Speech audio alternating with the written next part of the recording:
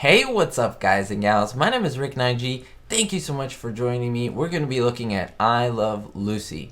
Now, of course, you all know that I love the show and it is a big important thing in my life. So today we're going to look at more I Love Lucy bloopers. Hopefully you've seen the other episodes and other videos that I have showing bloopers and cameos and all that sort of thing. Let me just say, for anyone who is new to the channel, welcome. I do appreciate you coming and clicking on the video. Please know that I'm a hardcore lover of I Love Lucy. I am by no means making this to bash the show. On the contrary, if you know the history of the show, this was filmed live, quote unquote, in front of a live studio audience, in the sense of a theater type atmosphere. Not that it was broadcast live, but it was filmed in front of an audience. And so pretty much from start to finish, every scene, they did not stop, they did not cut. And so if they made a mistake, they had to keep going. It wasn't like today's shows where you just, no, cut, and you do it 50 times till you get the perfect thing. That's not I Love Lucy. And so there are these little bloopers, these little mistakes that are caught. And for me, they're golden gems. They show how professional, how great these actors were. That even if there was a mistake, they kept on going. They're so fantastic. And to me, it enriches the show to find these little Easter eggs, to kind of watch the show so much that we notice these things. So let's get going. Here are some bloopers that I think you will absolutely enjoy. And did you catch any of them? So let's begin, guys and gals, with the episode Redecorating the Mertzes apartment. Now, you may know this episode as the one where they're redecorating the Mertzes apartment. Everything is changing. And of course, at one point, they go through the furniture, they just tear through it, and then you have feathers everywhere. And there's paint, and the feathers go flying everywhere. Now, think about this. This is, of course, not their apartment. This is a set, a movie set in Hollywood. All these sets are laid side by side. There's no ceiling. And so whatever goes up must come down in a huge sound stage. And so if we have the Mertzes apartment with feathers flying everywhere, well, the feathers are going to go everywhere. So there's a scene right afterwards, after the feathers go everywhere, where you see one single feather coming down, and that would be a blooper where we see him in the Ricardo's apartment. All of a sudden they're just talking, there's dialogue, and boop, there's a feather coming down. That's pretty funny to see, and absolutely it's a great blooper. Now, looking at the episode Vacation from Marriage, Lucy and Ethel kind of tired of their husbands. They feel that they're in a rut until they try to get a break from them. The girls go to one apartment, the boys go to one apartment, but unfortunately the girls get locked out. They're on the roof of the apartment complex and they're trying to get someone's attention. So Lucy grabs a rock and tries to throw it across to the other building. However, remember, they're on a set, and so there are no tall buildings that, lead 3 or 4 stories down. In fact, you can see Lucy throw the rock, and where it's supposed to go down 4 levels, it doesn't. It bounces on a set piece or bounces on the actual floor, and you see the rock continue going on. So it's kind of a funny thing to look, but it is there if you notice it.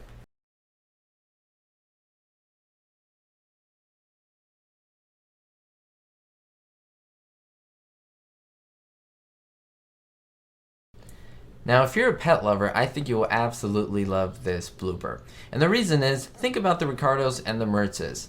In the beginning, in season 1, we see Fred with a dog, Butch. And we see him in the episode The Diet, and he's sitting right at the table, and Fred even gives him some type of treat for him to eat. Hope you don't mind us bringing Butch along. Not at all. If he behaves himself, we'll give him a bone. So apparently Fred has a dog. We never see that dog ever again. However, later on, when Ricky tries to get a puppy in season 6, they're in the same apartment complex, and apparently there's a no pets clause in there. You can't have a dog in this apartment. But there's a no pet clause in your lease. However, you may think, well, maybe they changed that, or maybe, I don't know, Fred decided he could have a dog and then he got rid of it. Well, if you look at another episode, you can see Mrs. Trumbull, and Ethel's referring to that was Mrs. Trumbull's cat. So apparently Mrs. Trumbull can have a cat, but Ricky can't have a dog? What's up with that? Listen, Lucy. What's that? What's what? I heard a cry. That was Mrs. Trumble's cat. Are you sure? Now, there's of course no hiding that Desi Arnaz and Ricky Ricardo were both Cubans, both the actor and the character. And at least, according to the character, well, depending on which episode you ask, he knew how to make arroz con pollo. If for those of you who don't know, that's rice with chicken and rice. And so in one of the episodes, Ricky's life story, we see that Ethel says, "Oh, look, I've seen Ricky make arroz con pollo all the time." Here he is making a roast con pollo in the kitchen. I've seen him like that a dozen times. Doesn't that look... However, if you think about the episode Job Switching, the chocolate episode, remember that scene when him and Fred are in the kitchen and the rice boils over? Doesn't seem like he's too experienced with the arroz con pollo. Arroz con pollo. Attaboy. This one's really soft. Hey, Ricky, watch this! Now, thinking about how truly remarkable I Love Lucy was, you have to think how ahead of its time the show was. There were actual cars on the set. Remember, this is a set that was in front of cameras. Well, the cameras are in between the set and the audience. They use cars, and this is a huge soundstage, and the fact that they would use cars in filming is pretty interesting. However, think about emissions, think about the smoke and the pollution. They definitely could not have the cars running inside the soundstage. So what did they do? Well, they had to move them, or in this case, pull. And that's what they did. So anytime you see the Ricardos or Mertzes in a moving vehicle, now not in a rear projection shot, but in a shot much like the Ohio episode, or when they're pulling out in front of the apartment, it is always pulled by, I would say, a string, but most likely a wire, a high tension wire that can actually pull the weight of the vehicle. And if you look, you will see that wire all the time, especially in the DVD releases.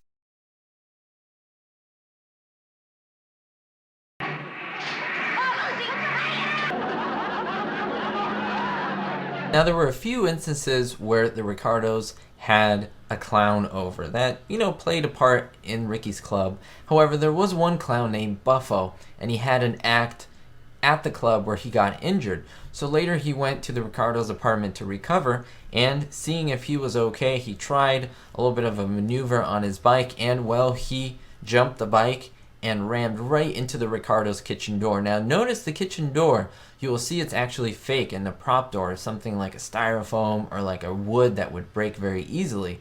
And if you look at the back, you see the actual Ricardo's kitchen door that was pushed back, and it's actually in the wall. It's very visible, and it's pretty funny. They just opened the door and put another fake wall there so that he can just jump right through it. Kind of funny.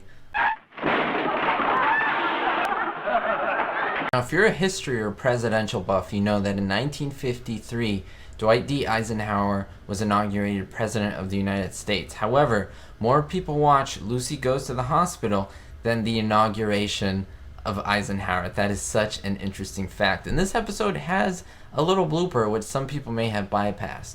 When it was time for Lucy to say, "This is it, it's time to go to the hospital," of course the Mertzes and Ricky go crazy and they fall all over the place, disheveled at the news. However, when you see Fred go to the suitcase, you can see that, of course, he unlocks it so that when they pick it up, boom, all the clothes fall out, and of course chaos ensues.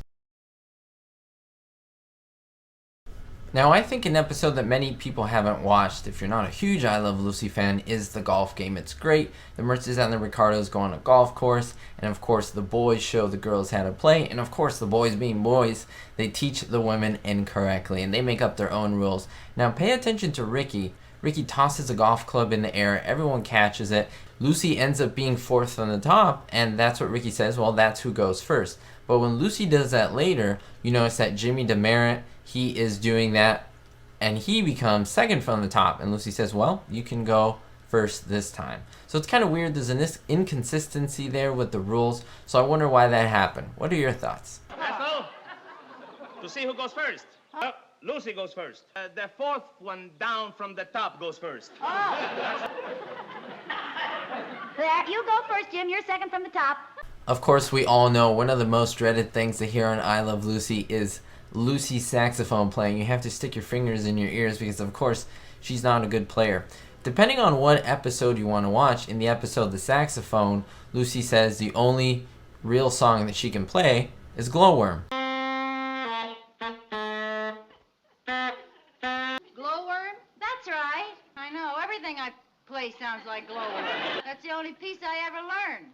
However, if you fast forward to another episode in season 6, Ragtime Band, she says the only song she could play is Sweet Sue. Which one's correct? I don't know. Don't you know Sweet Sue? Oh, why? Because that's the only tune I know. I guess she can play both. Well, thank you so much, guys and gals. If you want to see more episodes like this, just let me know in the comments. Remember, this channel isn't just about watching videos and moving on. It's about watching videos, but also down below engaging with myself and the I Love Lucy community, or just it's a way to meet new people who love the same things and have the same interests that you do. So I would love to see your feedback in the comments, your thumbs up, see what you think. If you haven't yet subscribed, I would ask you to do that. It does help out my channel, so thank you so much. We'll see you all next time, and I hope you are keeping a positive attitude no matter what time of day it is, no matter what happened today, whether it's morning, noon, or night. I hope that your day goes better, and I hope that things turn out fantastic for you. Again, that's my wish for all of you out there. Don't forget to always stay positive, always better yourself, and most importantly, be hopeful.